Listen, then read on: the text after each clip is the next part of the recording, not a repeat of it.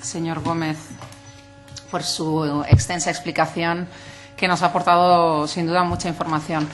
Pero aprovecho el hecho de que usted viene en representación de un sindicato, porque les oigo hablar a usted y al señor Balado, y parece que las cosas estén como están porque han sido caídas del cielo.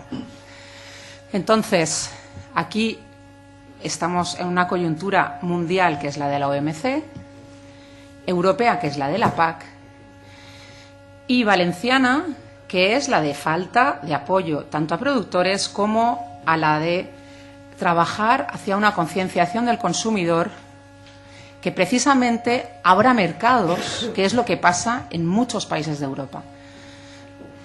Será mi defecto personal por mi trayectoria, que he trabajado siempre a nivel internacional, pero además soy medio francesa y he vivido 12 años en Italia, y yo he visto cómo en Europa se trata de otra forma a los productores. Entonces, usted está aquí ante gente que tiene capacidad de decisión, o por lo menos de influir a quienes deciden ahora mismo el gobierno.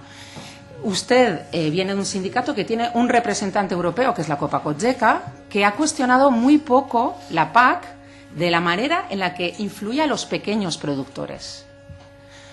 O por lo menos las consecuencias que ha tenido. O sea, por desgracia, la PAC es una PAC que sobre todo ha beneficiado a los productores de ganado del norte de Europa. Es una PAC para los pastizales verdes del norte de Europa.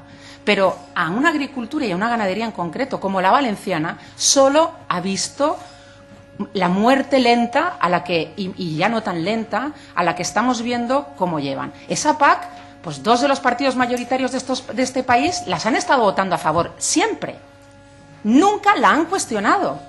Entonces, parece que las cosas caigan del cielo, y no caen del cielo. ¿Qué se ha hecho para concienciar a los consumidores para abrir mercado? ¿Qué se ha hecho para cuestionar la liberalización del comercio en materia de agricultura? No es lo mismo un cerdo que un coche, pero pasan las mismas normas por culpa de la liberalización del comercio de la OMC. Entonces, en un contexto tan amplio, por eso yo quiero aprovechar que tenemos aquí partidos que después votan esas políticas, votan la apertura de mercados como el TTIP y el CETA, que están a punto de ya desangrar de muerte por completo a la ganadería valenciana y española, las denominaciones de origen, las marcas.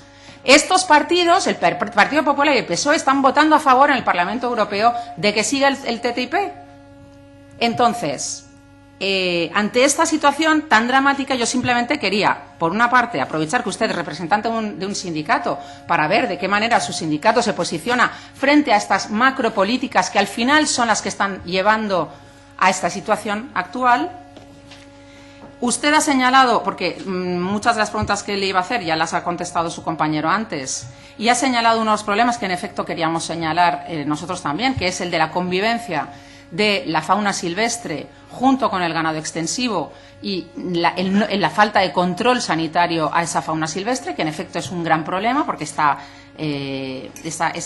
enfermedades después pasan a nuestro ganado. Y luego una pregunta muy importante que está afectando en todo el territorio español es el tema de los falsos positivos en la sanidad animal. Usted sabe mejor que yo que se está obligando a sacrificar animales que están sanos. ¿Cómo solucionamos el problema de los falsos positivos en los saneamientos? ¿Y cómo confrontamos esto con el hecho de que, al mismo tiempo, no tenemos un control sanitario sobre la fauna salvaje de la misma zona? Lo dejo aquí. Muchas gracias.